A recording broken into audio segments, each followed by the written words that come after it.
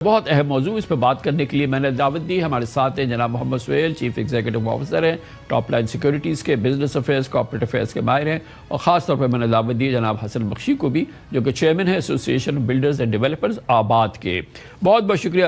سہیل بھائی، ہے نا بہت کرٹیکل ایشو ہماری انڈاکیومنٹڈ اکانومی کی، ہماری کیش اکانومی کی، اور ریل اسٹیٹ سیکٹر، کیونکہ اس میں براہ راست گورنمنٹ کی انوالومنٹ، گورنمنٹ کی پیٹرنیج کے بغیر یہ کام چل نہیں سکتا، کیونکہ پرائسز اور یہ ریٹس اور یہ سلیبس جو ہیں یہ گورنمنٹ، یہ ایف بی آر جو ہے اس کا تعین کرتی ہے. تو یہ کتنا بڑا، اگر ہم کہہ رہے ہیں ناسور، تو یہ کیا مناسب ہے؟ یہ بسم اللہ الرحمن الرحیم. دیکھیں کامران صاحب، یہ ایک ایشو تو ہے اور اس کے لیے کافی کوشش کی گئی، مگر پھر وہ کوشش کچھ کامیاب ہوتی ہے، کچھ نہیں ہوتی ہے. اگر 2022-23 کو آپ کہیں جب ملک کرائسس میں تھا تو وہ 4-5 سیکٹر سے جس کو ریفارم کے لیے حکومت نے انرجی، ٹیکس، اسٹیٹ اور انٹرپرائز اور ایک پراپرٹی کا تھا، جس کے لیے حکومت نے ٹیکسز لگائے، بائنگ پہ، سیلنگ پہ، پھر 7E لگایا. تو حکومت نے انٹرفیئرنس تو کی ہے، مگر وہ جب کیے کہ جب کرائسس آیا ہے تو ایک ریگولر، جس کو ہم کہتے ہیں نا ریگولیٹر، وہ ہوتا ہے کہ وہ ہر وقت ایکٹیو رہے.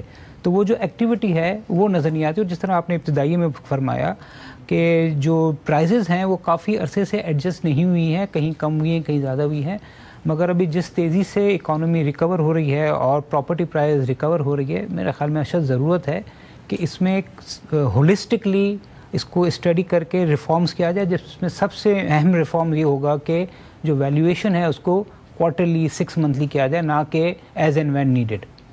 گنجائش نہیں نظام کے اندر کہ آپ ری ویلیو کر سکیں اپنے آپ؟ نہیں، دیکھیں میں نے یہ کہا نا کہ اس کو ہولسٹکلی دیکھنا پڑے گا، کیونکہ 2022-23 میں ایک پرسیپشن تھا کہ اکانومی اس لیے ڈوب رہی ہے کہ پیسہ پراپرٹی میں ہے، وہ ڈاکیومنٹڈ نہیں ہے، تو بہت زیادہ ٹیکس لگا دیے گئے اور پھر 7E لگا دیا گیا. تو میرے خیال میں اس کو ہولسٹکلی دیکھنا ہے. میں کہتا ہوں یہ پرابلم کامران بھائی یہ صرف پراپرٹی کا نہیں ہے، یہ ہماری پوری اکانومی کا ہے. اب میں نے بنگلہ دیش، سری لنکا، انڈیا سب میں دیکھا کہیں بھی اتنی کرنسی ان سرکولیشن نہیں ہے. اس کا مجھے لگتا ہے 2-3 اور ریزن بھی ہیں، ٹھیک ہے، کہ جس کی وجہ سے لوگ پراپرٹی اس لیے خریدتے ہیں کہ اس میں کیش چھپ جاتا ہے، ٹھیک ہے، اور وہ کیش وہ چاہے تو بینک میں بھی رکھ سکتا ہے اور بینک اس کو ریٹرن بھی دیتا ہے، اور پچھلے 2 سال پہلے 22% ریٹرن دیتا تھا.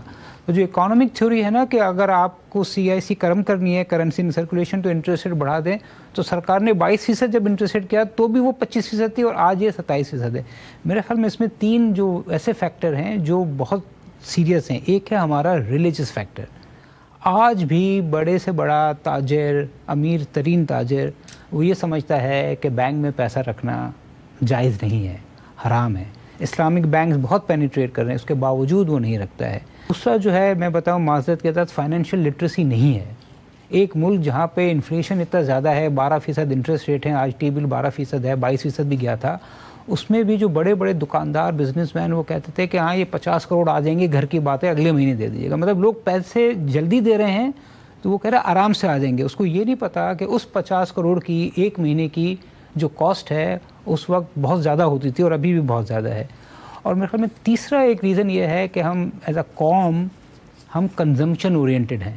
آپ کو پتہ ہے کامران بھائی، پاکستان میں سیونگ نہیں ہے، سیونگ نہیں ہے. مطلب امریکہ جیسے امیر ملک سے زیادہ ہم کنزیوم کرتے ہیں. مطلب آن اے پر کیپٹا بیسز، یعنی کنزمپشن ٹو GDP امریکہ سے زیادہ ہے. اور آپ کو پتہ ہے لاہور میں اور پنجاب میں کیا حال ہے، سارے آپ کو بوتیک، سارے آپ کو مہنگے گاڑیاں وہیں ملیں گی. تو جب ایک بندہ ہے جس نے یہ طے کر لیا ہے کہ میں 10 لاکھ روپے کا خرچہ کروں گا کھانے پینے پہ اور ٹریولنگ پہ، تو وہ پھر پیسہ رکھتا ہی نہیں نا بینک میں. یا تو وہ اپنے پاس کیش رکھتا ہے، ہو جاتا ہے. اگر اس نے بینک میں رکھ بھی لیا تو وہ میرا یہ مسئلہ نہیں.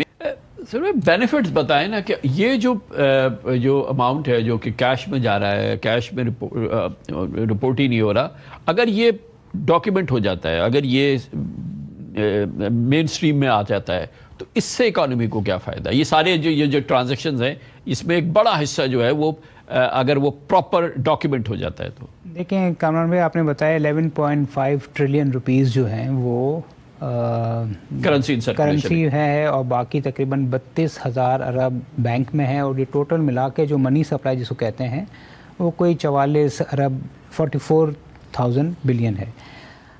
انڈیا اور بنگلہ دیش کو ہم دیکھ لیں تو وہاں کا جو کرنسی ہمارا 26% بنتا ہے. مطلب 100 روپے میں سے 74 روپے ہم بینک میں رکھتے ہیں اور 26 روپے ہم جیب میں رکھتے ہیں. تو اس 26 रुपए में जेब में रखने के लिए बहुत सारे रीज़न है ना, मुझे खाना भी खाना है, मुझे क्रिप्टो में भी जाना है, मुझे गोल्ड भी लेना है, मुझे चीज़ें ट्रैवलिंग भी करनी है और मुझे प्रॉपर्टी भी लेनी है। तो मेरे ख्याल में ये अज्यूम करना कि सारा प्रॉपर्टी में जा रहा है गलत है, ये अज्यूम करना कि करेंसी इन सर्कुलेशन आ रहा है वो भी गलत है। ये आधा हो सकता है, मतलब 6,000 अरब रुपया ये अगर हम इंडिया बांग्लादेश को एवरेज ले तो वो आ सकता है। तो आज बैंक्स जो हैं उन्होंने 8,000 10,000 अरब रुपए लैंड किया हुआ है, मतलब बैंकों का लैंडिंग पावर दुगना हो जाएगा। जब दुगना हो जाएगा तो फिर उससे टेक्सटाइल मिल है, सीमेंट फैक्ट्रीज हैं और सारी चीज़ें उनको फिर मैसिव फायदा है ना इकोनॉमी को। बिल्कुल ये, और इसमें मैं आपको बताऊं, देखिए ये एक सिर्फ प्रॉपर्टी तो एक बहुत बड़ा मसला है, ये होलिस्टिकली एक मसला है। आज की तारीख में कामरान भाई लिटरेसी का ये आलम है कि आप बैंक में जाएं, वो करंट अकाउंट आपका खुलता है, वो डीमोटिवेट। तो मेरे ख्याल में सरकार को थोड़ा सा ओवरऑल होलिस्टिकली देखना चाहिए, जिसमें प्रॉपर्टी तो बहुत ही इंपॉर्टेंट है, और भी एरियाज़ हैं जिससे इसका सबसे बड़ा फ़ायदा गवर्नमेंट को ही है डायरेक्टली, क्योंकि सबसे बड़ा आज बैंकों से बोरोवर भी हुकूमत पाकिस्तान है। क्या और भी इकोनॉमी का हमारा इशू है ना, इससे वो नहीं है कि ये जो लोगों की इन्वेस्टमेंट रही है रियल एस्टेट में, बिल्डिंग्स में, इन तमाम चीज़ों में, that also run into several hundred billion, maybe dozens of billions of dollars जो स्टक है, बिल्कुल फंसा हुआ है पाकिस्तानियों का पैसा। नहीं, ये तो सबसे बड़ा पाकिस्तान में जो ट्रस्ट ख़त्म हो रहा है इन्वेस्टर का, उसका रीज़न यही है कि आपका जो सबसे बड़ा पैसा पाकिस्तान में, स्टॉक मार्केट तो कुछ नहीं है। आज से 5 साल 8 साल पहले जो कराची का बहुत बड़ा हाउसिंग प्रोजेक्ट आया था, उसकी वैल्यू हम अंदाज़ा लगा रहे थे स्टॉक मार्केट से ज़्यादा थी, सिर्फ एक प्रोजेक्ट की। तो अगर आप सर्वे करें 100 लोगों की इन्वेस्टमेंट का, तो मेजॉरिटी की इन्वेस्टमेंट है ही रियल एस्टेट में। तो जब रियल एस्टेट चलती है तो एक कहते हैं ना खुशी की लहर दौड़ जाती है। स्टॉक मार्केट, बैंक तो बहुत कम है। तो मेरे ख्याल में इनकी बात बिल्कुल सही है, हमें एडहॉकिज्म नहीं करना चाहिए। 3-4 साल पहले जो उल्टे सीधे हमने इक़दाम किए फिर भूल गए। एक कंसिस्टेंटली इसमें रिव्यूज़ होने चाहिए, जिसमें जो रीवैल्यूएशन है वो भी कंसिस्टेंट होना चाहिए, टैक्सेशन है, पॉलिसीज़ है, उसको भी रीविज़िट हर साल करना चाहिए। और मेरे ख्याल में एक पॉलिसी ज़रूर होनी चाहिए, जो गेन टैक्स है जो उन्होंने कहा, वो भी बड़ा फ्रीक्वेंटली चेंज होता रहता है, वो भी कम से कम 5 साल 10 साल के लिए इसको कंसिस्टेंट रखना चाहिए।